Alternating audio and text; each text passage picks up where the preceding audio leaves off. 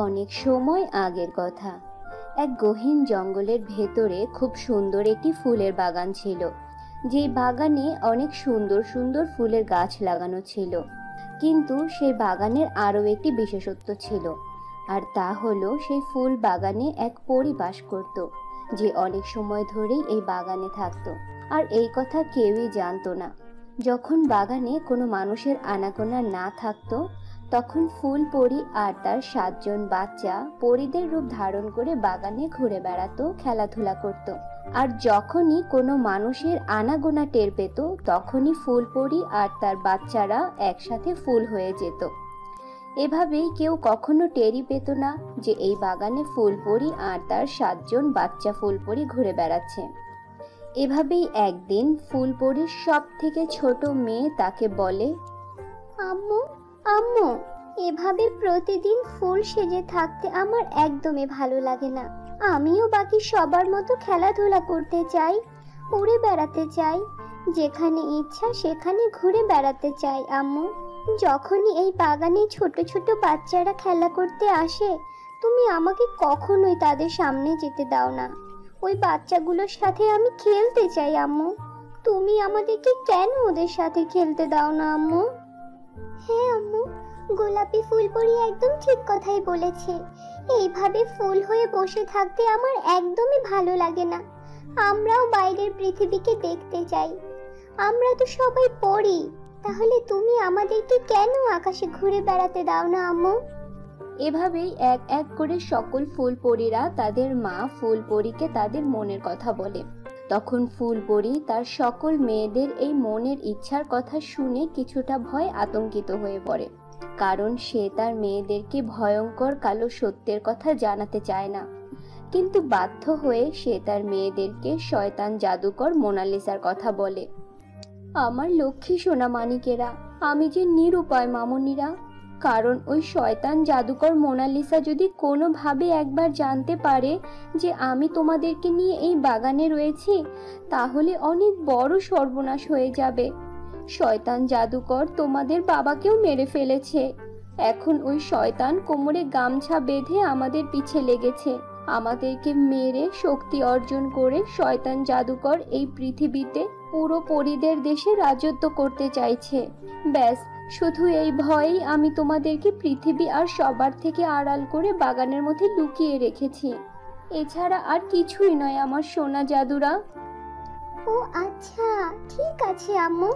আমরা তো জানতাম না যে ওই শয়তান জাদুকর আমাদের পিছে পড়ে আছে। আম্মু, মনে হচ্ছে আজকে বাগানে কেউই আসবে না। আমরা 7 বোনকে আজকে বাগানে একটু খেলাধুলা করতে পারবো? হ্যাঁ হ্যাঁ মা, আজকে বাগানে কেউই আসবে না। তোমরা যাও, আজকে তোমরা মন ভরে খেলাধুলা করো। কিন্তু হ্যাঁ, মনে রেখো, সময় থাকতে থাকতেই তোমরা যে যার ফুলে এসে বসে পড়ো, ঠিক আছে? আমি তোমাদের জন্য খাবারের জোগাড় করছি। এরপর ফুল পরীর 7 মেয়ে বাগানে খেলতে চলে যায়। অপরদিকে ফুল পরী তার মেয়েদের জন্য খাবারের ব্যবস্থা করতে থাকে। দুপুর থেকে বিকেল হয়ে যায়, আর বিকেল থেকে রাত, কিন্তু 7 ফুল পরীদের খেলাই শেষ হয় না। আর তখনই হঠাৎ করে বাগানে 2জন মেয়ে চলে আসে, আর তারা বাগানে ফুল পরীদের দেখে ফেলে। তারা বলে, ওয়াও, আরে আরে শিলা, দেখ তো, এই বাগানে তো 7 জন ফুল পরী রয়েছে। ওদেরকে কি সুন্দর লাগছে। রং বেরঙের পরীদের দেখতে একদম রংধনুর মতো দেখাচ্ছে। লাল, নীল, সবুজ, হলুদ, গোলাপি। আরে বাহ, এত সুন্দর দৃশ্য তো আমি আজ পর্যন্ত জীবনে কখনো দেখিনি। হ্যাঁ রে ইয়ার, তুই একদম ঠিক কথাই বলেছিস। চল, এই ছোট ছোট পরীদের ধরি, অনেক মজা হবে। চল চল, ওদেরকে ধরে আমরা সবাইকে দেখাবো। গোলাপি পরী, এটা কি হলো? এই মেয়েগুলো তো আমাদেরকে দেখে ফেলেছে। যদি আমাদেরকে ধরে ওদের সাথে নিয়ে যায়, তাহলে আমাদের কি হবে? ওরা আমাদের সাথে কি করবে? আমরা এখন কি করব? আমি তো কিছুই বুঝতে পারছি না। আমরা আম্মুকে ওয়াদা করেছিলাম যে আমাদের রাজ আমরা গোপন রাখবো, আমাদের কথা কাউকে জানতে দিব না। কিন্তু কিন্তু এটা কি হয়ে গেল ইয়ার? হলুদ পরী, তুমি কোনো চিন্তা করো না, আমরা ওদের হাতে ধরা পড়বই না। আর ওদের কথাই কেউ বিশ্বাসও করবে না যে এই বাগানে 7জন ফুলপরি আছে। ব্যাস, আমি যেমনটা বলছি তোমরা ঠিক তেমনটাই করো। 7 ফুলপরি একে অপরের হাত শক্ত করে ধরে। শিলা আর দিশা ওদেরকে ধরার জন্য অনেক চেষ্টা করে, কিন্তু কোনো পরীকেই তারা হাত পর্যন্ত লাগাতে পারে না। দৌড়তে দৌড়তে তারা ভীষণ ক্লান্ত হয়ে পড়ে, আর এতটাই ক্লান্ত হয়ে যায় যে তারা দুজনে বেহুশ হয়ে পড়ে।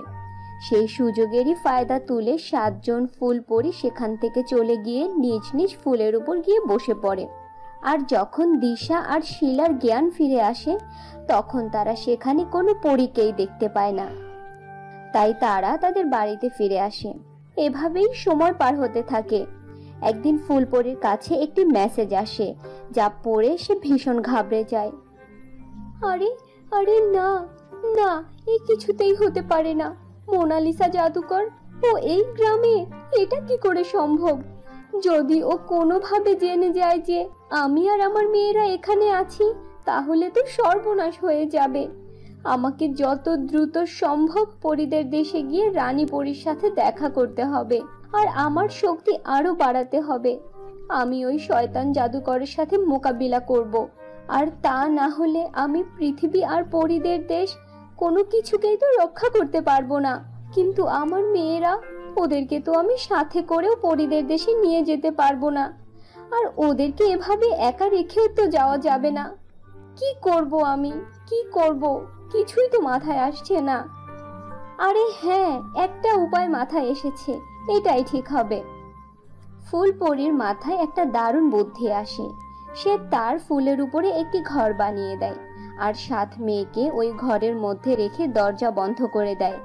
সে তার মেয়েদেরকে বলে, আমার লক্ষ্মী সোনা মানিকেরা, তোমাদেরকে এখানে একা রেখে যেতে আমি তো চাইছি না, কিন্তু আমি যে নিরুপায়। জাদুকর মোনালিসা এই গ্রামে চলে এসেছে, আর তাই শক্তি বাড়ানোর জন্য আমাকে রানী পরীর কাছে যেতে হবে। আমার আদরের মানিকেরা, আমি এই ঘরের মধ্যে খাবারের সকল ব্যবস্থা করে রেখেছি। তোমরা এই ঘরের দরজা থেকে বাইরে বের হবে না, আর যখন আমি ফিরে আসব তখন আমি দরজায় কড়া নাড়ব। এছাড়া কোনোভাবেই তোমরা দরজা খুলবে না, কেমন? আম্মু, এটা তো ঠিক আছে যে আমরা এই ঘরের মধ্যেই থাকবো, ঘর থেকে বাইরে বের হব না। যখন তুমি আসবে তখনই দরজা খুলবো। কিন্তু আম্মু, আমরা কিভাবে বুঝতে পারবো যে দরজায় তুমি এসেছো? যদি জাদুকর মোনালিসা চলে আসে তখন কি হবে?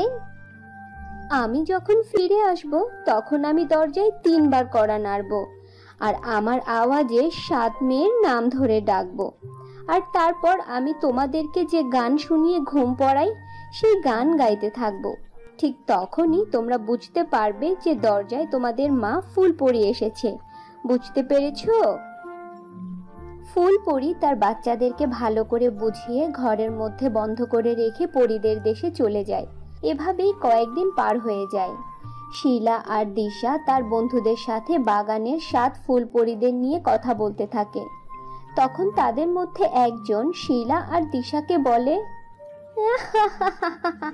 তোরা মনে হয় স্বপ্ন দেখছিস। 7জন ছোট ছোট ফুলপরি, তাও আবার ওই বাগানে, কোনোভাবেই হতে পারে না। আর আমরা আজ পর্যন্ত এই ধরনের কোনো কথাও শুনিনি। তোদের মিথ্যে মিথ্যে বানানো গল্প অন্য কাউকে গিয়ে শোনা, আমাদেরকে না। ছোট ছোট 7জন ফুলপরি। শিলা, দিশা আর তার বান্ধবীদের এই কথা জাদুকর মোনালিসা দূর থেকে শুনে ফেলে। এই কথা শুনেই তার কান খাড়া হয়ে যায় যে বাগানের মধ্যে 7 ছোট ছোট ফুলপরি। তখনই মোনালিসা শিলা আর দিশার কাছে যায় আর তাদেরকে বলে, দেখো মেয়েরা, আমার সাথে মিথ্যে বলার চেষ্টা করবে না। যদি আমাকে মিথ্যা বলো তাহলে আমি তোমাদেরকে আমার শক্তির সাহায্যে কবুতর বানিয়ে দিব। আমাকে সত্যি সত্যি করে বলো, এই গ্রামের কোন বাগানের মধ্যে তোমরা 7 ছোট ছোট ফুলপরিকে দেখেছো? আমাকে সেখানে নিয়ে চলো।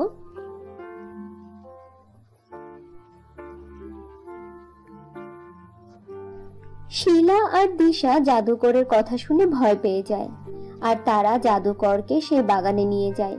সেখানে গিয়ে মোনালিসা জাদুকর বাগানের মধ্যে 7টি ভিন্ন রকমের ফুল দেখতে পায়, আর সাথে সাথে জাদুকর বুঝে যায় যে ফুলপরি তার বাচ্চাদেরকে নিয়ে এই বাগানেই থাকে, যা দেখে মোনালিসা ভীষণ খুশি হয়ে যায়।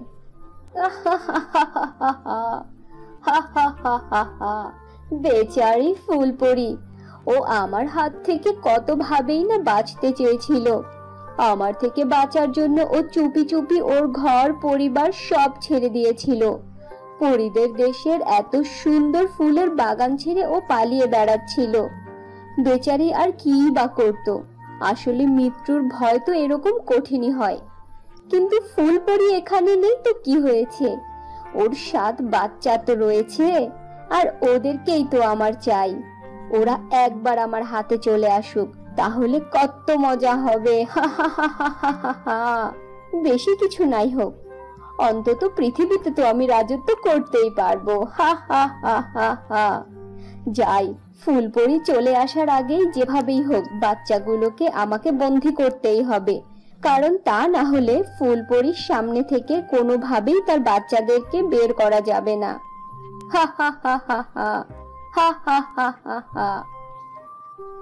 এসব চিন্তা করে জাদুকর ফুলপরির গাছের কাছে যায়, কিন্তু সেখানে গিয়ে সে একজন পরীকেও খুঁজে পায় না। তখনই তার নজর পড়ে বড় ফুলের দিকে, যেখানে একটি ঘর বানানো ছিল। আর এই ঘর দেখেই জাদুকর বুঝতে পারে যে ফুলপরি তার 7 বাচ্চাকে এই ঘরের মধ্যেই রেখে গিয়েছে। তখনই জাদুকর মোনালিসা দরজায় কড়া নাড়তে থাকে আর বলে, বাচ্চারা বাচ্চারা দেখো, তোমাদের মা এসেছে। দেখো, তোমাদের মা কত সময় ধরে তোমাদের থেকে আলাদা ছিল। দরজা খোলো বাচ্চারা, দরজা খোলো। ইয়ে, আম্মু চলে এসেছে, আম্মু চলে এসেছে। যাই, আমি গিয়ে দরজা খুলে দেই। না না গোলাপি, এটা তুমি কি করছো? তোমার মনে নেই মা কি বলেছিল, যে কেউ আসলেই যেন আমরা দরজা না খুলি? আর আমার কাছে এটা মায়ের আওয়াজ মনে হচ্ছে না। শুনে তো মনে হচ্ছে ভীষণ ভয়ঙ্কর কোনো আওয়াজ। এ নিশ্চয়ই ওই শয়তান জাদুকরের আওয়াজ। কোনোভাবেই দরজা খোলা যাবে না, তা না হলে শয়তান জাদুকর আমাদেরকে ধরে নিয়ে যাবে। দুষ্টু জাদুকর, আমরা জানি তুই আমাদের মা না। তুই কি ভেবেছিস? তুই কি আমাদেরকে এতটাই বোকা ভেবেছিস? মনে হচ্ছে এই বাচ্চাগুলো ভীষণ চালাক। এরা এত সহজে দরজা খুলবে না, কিন্তু কোনো ব্যাপার না, আমিও দেখবো এরা কতক্ষণ দরজা না খুলে পারে। যাই, ততক্ষণ আমি এই গাছের নিচে বসে থাকি। এই কথা বলে জাদুকর ওই গাছের নিচে বসে পড়ে, আর ঘরের মধ্যে থাকা 7 বোন একে অপরের মধ্যে কথা বলতে থাকে যে তাদের মা ফুলপরি দরজা খোলার জন্য কিভাবে শিখিয়ে দিয়েছিল। তাদের এই কথাগুলো শয়তান জাদুকর শুনে ফেলে, আর সে জেনে যায় যে কিভাবে ডাকলে বাচ্চা ফুলপরিগুলো দরজা খুলবে। তখনই সে তার জাদু শক্তির সাহায্যে ফুলপরির মতো আওয়াজ করে এক এক করে সকল বাচ্চাদের নাম ধরে ডাকতে থাকে। ফলে বাচ্চারা মনে করে যে তাদের মা চলে এসেছে, আর তারা দরজা খুলে দেয়। কিন্তু দরজা খোলার পর তারা শয়তান জাদুকরকে দেখে সবাই ভয়ে আঁতকে ওঠে। এরপর শয়তান জাদুকর তাদের সবাইকে খাঁচায় বন্দি করে তার সাথে গুহায় নিয়ে আসে। শয়তান জাদুকর, তুই আমাদেরকে খাঁচায় বন্দি করে ভালো করলি না। আমাদের মা তোকে ছাড়বে না। আমাদের মা তার বাচ্চাদেরকে কিছুই হতে দেবে না। দেখিনিস তুই কিভাবে আমাদের মা তোকে খতম করে দেয়।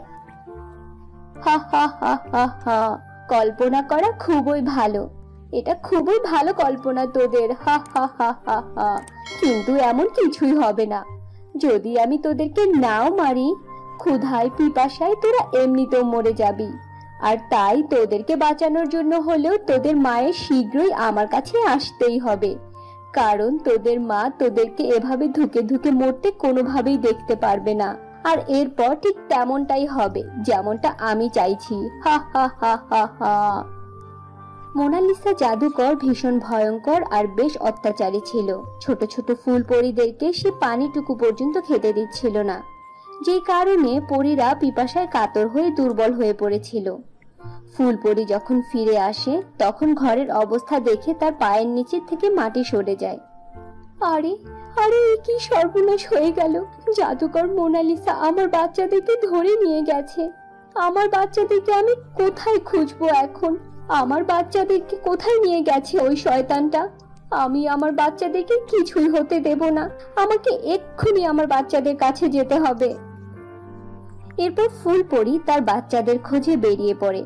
অনেক খোঁজাখুঁজি করেও সে তার বাচ্চাদের কোনো হদিস পায় না।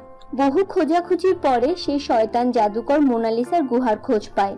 আর সেখানে গিয়ে সে দেখতে পায় যে তার 7 জন বাচ্চাকে জাদুকর খাঁচার মধ্যে বন্দি করে রেখেছে। আর সব বাচ্চারা একদম অর্ধমৃত হয়ে গিয়েছে। সবকিছু দেখে ফুলপরির ভীষণ রাগ হয় আর সে জাদুকরের সামনে গিয়ে দাঁড়ায়। হা হা হা হা হা, এসো এসো ফুলপরি, এসো। আমি তোমার অপেক্ষাতেই ছিলাম। তুমি এসে আমার সেই অপেক্ষার অবসান ঘটালে। দেখো দেখো, তোমার মাসুম বাচ্চাদের দিকে তাকিয়ে দেখো।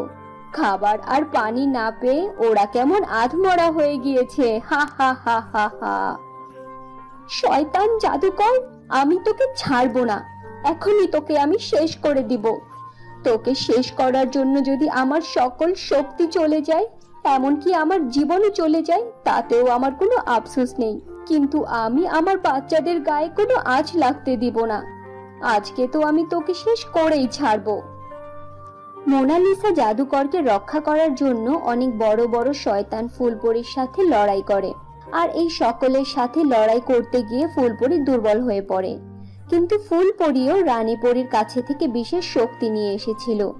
দুর্বল হয়ে পড়লেও সে এক এক করে সকল শয়তানের সাথে মোকাবেলা করে। কিন্তু ওই জাদুকর ভীষণ শক্তিশালী ছিল। ফুলপরি ভীষণ দুর্বল হয়ে পড়ে। নিজেদের মাকে এভাবে মরতে দেখে 7 বাচ্চারই ভীষণ কষ্ট হয়।